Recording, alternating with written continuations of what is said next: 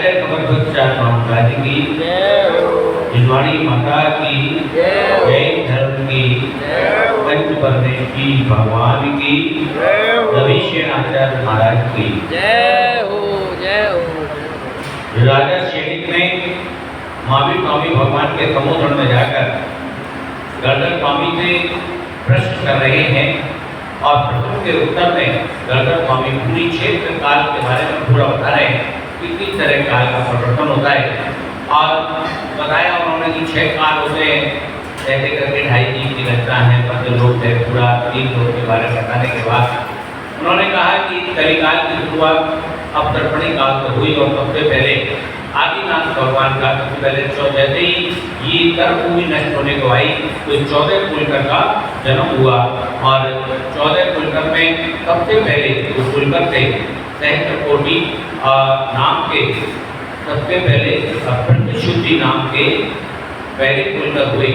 उनके वजह सुनते लोगों को आनंद प्राप्त होता था। जैसे जैसे क्योंकि व्यवस्था पूरी परिवर्तन हो रही है, अभी तो क्या है भूमि चल रही थी तो मन में आया जैसे खा लिया जैसे पहन लिया जब चाहे वो मिल गया, लेकिन अब कर्म भूमि शुरू हो रही है तो कर्म भूमि शुरू हो रही है तो जो प्रजा है उनको बताने के लिए कि आगे जीवन यापन कैसे होगा, ऐसे करके एक करके 14 खुलकर जैसे जैसे जिन जिन चीज की आवश्यकता होती है वो खुलकर उसके बारे में बताते हैं। एकदम से परिवर्तन नहीं होता, एकदम से भूमि खत्म हो गई एक रात में और अगले दिन कर्म भूमि शुरू हो गई, धीरे धीरे होता है।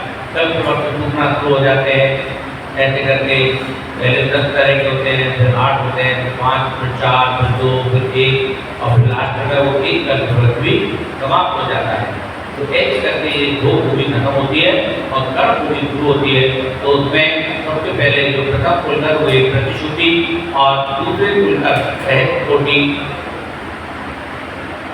और उसके बाद तीसरे क्षेमंकर, चौथे क्षेमंधर, तीमंधर और विमल महान, 8वें चतुष्मान, 9वें यशस्वी, 10वें अभिचंद्र, 11वें चंद्राप, 12वें वरुदेव, 13वें विपिंजित, 14वें नाभिराज। ये 14 कुलकर पिता समान महाबुद्धिमान उत्पन्न हुए। इनको क्या होता है अवधि ज्ञान होता है, तो ये अवधि ज्ञान से जान लेते हैं कि ऐसे ऐसे करके काल आने वाला है और ऐसे ऐसे करके फसल उगानी पड़ेगी तब जाकर पेट भरेगा। तो ये सब बातें होती है। जब ज्योतिराम जाति के विभक्ति ज्योति का मतलब क्या होता है, ज्योति इतनी तीव्र होती है कि सूर्य और चंद्रमा दिखाई नहीं देते, लेकिन जैसे जैसे इनकी ज्योति कम बढ़ती जाती है तो सूर्य और चंद्रमा दिखने लग जाते हैं तो प्रजा घबरा जाती है। जब प्रजा घबराने लगती है तो भाग के अपने राजा के पास आती है जो नाभिराज कुलकर, और वो उनको बताते हैं कि ऐसे ऐसे करके अभी तक भोग भूमि चल रही थी, अब भोग भूमि नष्ट हो गई है और अब जो है ऐसे करके ये आपको अपने जीवन यापन के लिए पुरुषार्थ करना पड़ेगा तब जाके जीवन चलेगा। ऐसे करके वो उनको बताते हैं कि देखो ये सूरज, ये चंद्रमा, ये नक्षत्र जो देख रहे हैं ये सब क्या है, ज्योतिर्देव है। और देवों के बारे में उन्होंने बताया कि देव 4 प्रकार के होते हैं, कल्पवासी, भ्रमणवासी, वयंतरवासी और ज्योतिर्। इसमें 4 चंद्रमा सूर्य ज्योतिर्देव है, उसके इंद्र और प्रसिद्ध है। चंद्रमा की शीत कर रहे हैं, सूर्य की उष्ण कर रहे हैं। जब जब सूर्य अस्त होता है तो चंद्रमा दिखाई देता है और आकाश में नक्षत्रों के प्रदर्शन करते हैं। सूर्य के प्रकाश में नक्षत्र दिखाई नहीं देते, जैसे कल्प वृक्ष की ज्योति में जो चंद्र और सूर्य दिखाई देते, अब कल्प वृक्ष की ज्योति कम होने से चंद्र और सूर्य दिखने लगे हैं। ऐसा काल का प्रभाव जानकर डरना नहीं है। ये कुलकर का वचन सुनकर प्रजा का डर समाप्त हो गया। 14 कुलकर फिर नाभिराज के समय में जब सारे कल्प नष्ट हो गए, युगल जन्म भी नहीं रहा। उसके बाद जैसे युगल एक लड़का एक लड़की जन्म देते थे वो भी सब बंद हो जाता है। और उसके बाद मनुदेवी रानी का वर्णन आया है कि उनके प्रथम तीन बालक ने जन्म लिया और कहते इंद्र उनको पांडुशिला पर ले आकर उनका अभिषेक करता है। माता की सेवा करने के लिए श्री धीरी धरती कीर्ति बुद्धि लक्ष्मी ये कुमारियाँ आके सेवा करती हैं, स्तुति करती हैं। और सब कुछ जैसे हमने पहले भी पढ़ा, 16 स्वप्न पढ़े, 16 स्वप्न कौन कौन से थे।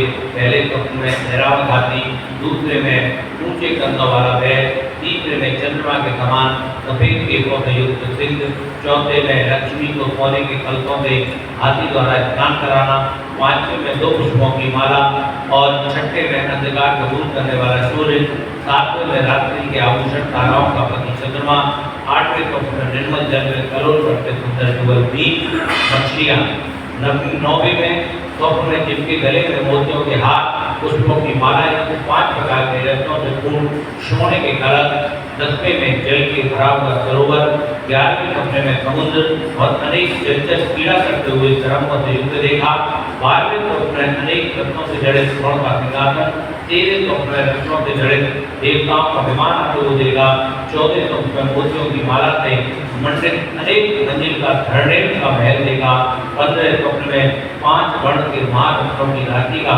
अत्यंत ऊंचा ढेर देखा और 16वें स्वर में निर्धूम अग्नि की ज्वाला देखी। 16वें कमरे देखने के बाद मंगल सूत्र को सुनने से प्राप्त माता प्रबोध को प्राप्त हुई। देवियां कहती है, हे माता, तेरे मुख रूपी चंद्रमा की ज्योति पे धर्मिता होकर रात्रि का दिशा कर मंद हुआ, यानी आपको आपके सामने चंद्रमा के आने से शर्मिंदा हो रहा है। सूर्य अब उदय होने वाला है, रात्रि व्यतीत हुई, आप निद्रा को छोड़ो। ये शब्द सुनकर माता तेज उठी, कल्प वृक्षों के पुष्प और मोतियों से युक्त माता की सुंदर से उसे छोड़कर मरुदेवी माता सुगंधित महल से बाहर आई और प्रातःकाल की क्रिया कर रानी नागीराज के पास गई। राजा रानी को देखकर सिंहासन से उठे, रानी राजा के पास सिंहासन पर बैठी, हाथ जोड़कर प्रसन्न मन से रात्रि के पिछले पैर में देखे स्वप्नों का फल पूछा। तब राजा ने कहा, हे कल्याण रूपिणी, तेरे 3 लोक के नाम श्री आदि प्रभु का जन्म होगा, क्योंकि नागीराय अवधिगानी थे और अवधिगान लोगों ने जान लिया कि अब माता मनुदेवी के आदि प्रभु नाम के जो ऋषभ देव होंगे वो गर्भ में जन्म लेंगे। ये शब्द सुनकर माता को परम हर्ष हुआ। इंद्र की आज्ञा के हुए 6 महीने जन्म से 6 महीने पहले और जन्म के 9 महीने बाद 15 महीनों तक रत्नों की वर्षा करते हैं। गर्भ में आने के बाद 9 महीने और पहले 6 महीने। इसलिए इंद्रादि देवों ने हिरण्यगर्भ ऐसा कहकर स्तुति की। 3 गान संयुक्त भगवान माता के गर्भ में मध्य बुद्धि और अवध ज्ञान के धारी ऐसे माता को बिना किसी दुख दिए हुए किसी भी प्रकार का तीर्थंकर की माता को कष्ट नहीं होता, पेट का उभार नहीं होता, अशुद्धि नहीं होती और भगवान का जन्म बहुत सहजता से होता है। 9 महीना 7 दिन के पश्चात भगवान ऋषभ देव का जन्म हुआ। तब नाभि राजा ने पुत्र के जन्म का महाउत्सव कराया। 3 लोगों के जीवों को हर्ष हुआ, इंद्रों के आसान कंपायमान हुए, भवनवासी देवों के बिना बजाय शंख बाजे, वैंतरों के यहाँ बिना बजाय ढोल बजने लगे, ज्योतिर्देवों के यहाँ सिंहनाद होने लगा, कल्पवासी देवों के घंटे बजने लगे, भेरियां बजने लगी। इस प्रकार कुछ चेष्टा से तीर्थंकर देव का जन्म हुआ।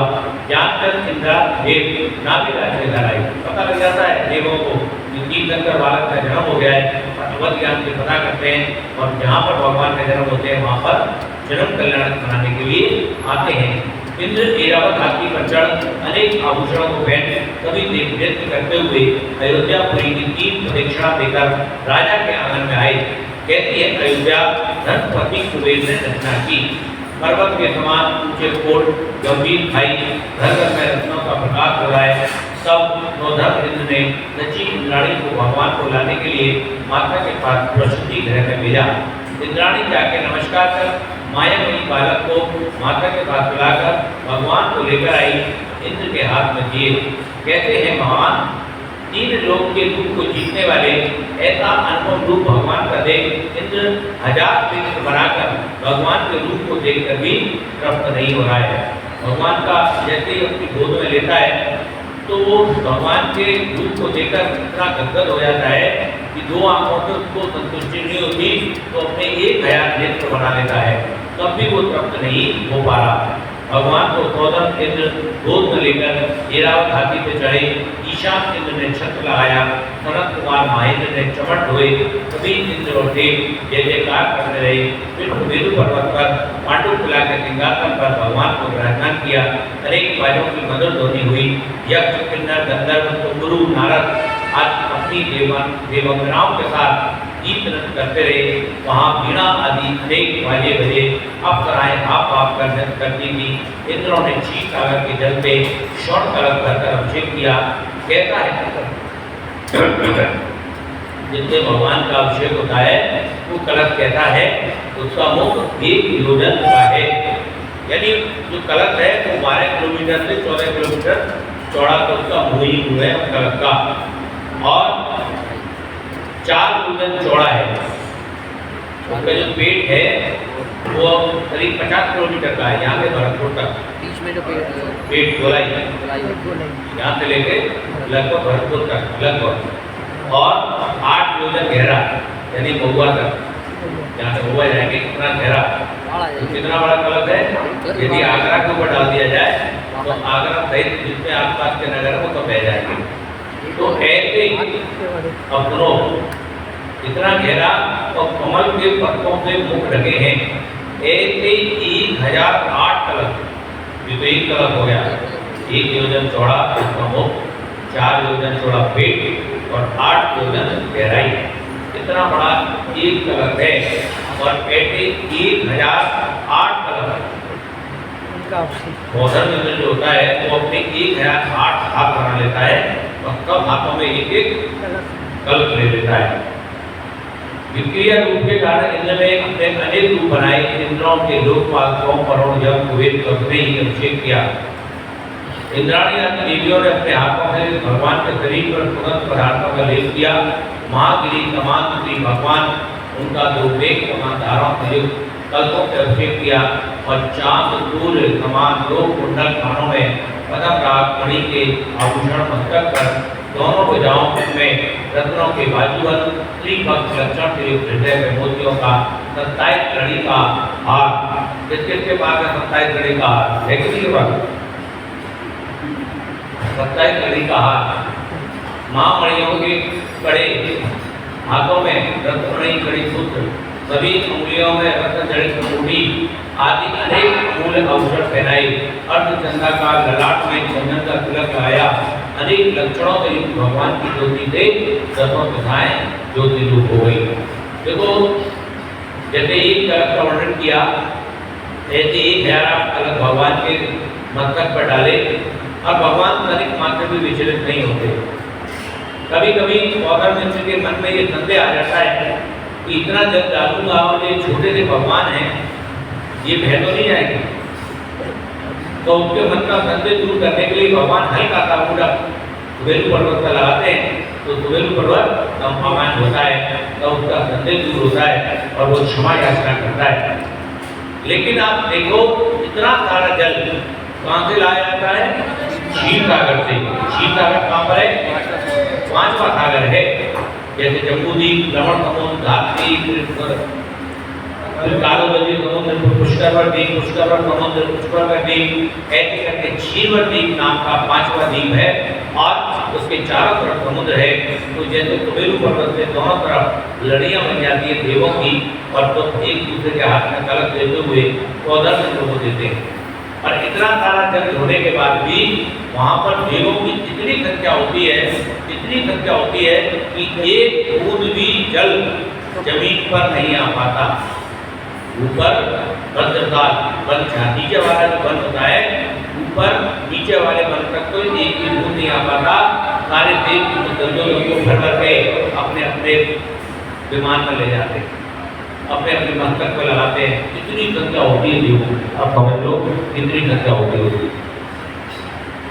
इस भक्ति से देवियों ने आभूषण पहनाए तो 3 लोग के आभूषण श्री भगवान के शरीर की ज्योति से वे आभूषण अत्यंत ज्योति को प्राप्त हुए। हम लोग तो आभूषण पहनते हैं अपने शरीर को चमकाने के लिए। हम लोग आभूषण को पहनते हैं दिखाने के लिए नहीं, इस शरीर में और शोभा बढ़ जाए तभी तो पहनते हैं। महिला वगैरह पहनती है, पुरुष पहनते हैं, मोटे मोटे गले में माला है, हाथ में कंगन है, कड़ा है, तो कहते हैं कि शरीर में शोभा बढ़ जाए। लेकिन यहाँ तो उल्टा हो रहा है, तीर्थंकरों को आभूषण पहना है तो आभूषणों की शोभा बढ़ रही है। यहाँ पर उल्टा हो रहा है, तीर्थंकरों को आभूषण पहनाए तो आभूषण शोभामान हो रहे हैं, क्योंकि वो तीर्थंकर के शरीर पर हैं, उनकी ज्योति से वो आनंद को प्राप्त हो रहे हैं। इस प्रकार 3 लोग के भूषण पीकर बालक को आभूषण पहनाकर इन दादी देवों ने स्तुति की। ये देव काल के प्रभाव से धर्म का विनाश हुआ। इस जगत में महान अंधकार अज्ञान से भ्रमण करते हुए भव्य जीवों के लिए आप सूर्य के समान हैं। हे प्रभु, आपके वचन रूपी शत्रु आपके वचन रूपी किरणों से संसार में केवल ज्ञान रूपी ज्योति प्रकट हुई है और पाप रूपी शत्रुओं का नाश करने के लिए आप तीक्ष्ण बाण के समान हैं। आप ज्ञान रूपी अग्नि से भव रूपी मन को भस्म करने वाले हैं। इंद्रिय रूपी शब्द को भस्म करने के लिए आप घरों के समान हैं। गंदे रूपी वेग को उड़ाने के लिए आप प्रबल पवन हैं। हे नाम बहुत जनों के प्यासे और जीवों को आप धर्म रूपी अमृत पिलाने वाले हैं। आपकी अत्यंत निर्मल कीर्ति 3 लोक में फैली है। आप कल्प वृक्ष रूप मन वांछित फल को देने वाले हैं। कर्म रूपी काट को काटने के लिए 3 चुकुठार रूप है। मोर रूपी पर्वत को खंड खंड करने के लिए वज्र रूप है। दुख रूपी अग्नि को बुझाने के लिए जल रूप है। इस प्रकार इंद्रादि देवों ने भगवान की स्तुति करके बारंबार नमस्कार किया। देखो, एक तरफ तो कहा जाता है कि तीर्थंकर भगवान को देते नहीं, लेकिन यहाँ पर कह रहे हैं कि हे भगवान, आप तो कल्प के समान मन वांछित फल को देने वाले हैं। बोले शांतिनाथ भगवान की जय हो। भवानी के काम से उदय कालो भवानी हे जिनवाणी भारती लोए जपो जिन रैन, जो तेरी शरणा गए सो पावे तुझ। हे भजो हरिहंत को गुण सेवा निर्गम, दया धर्म पाल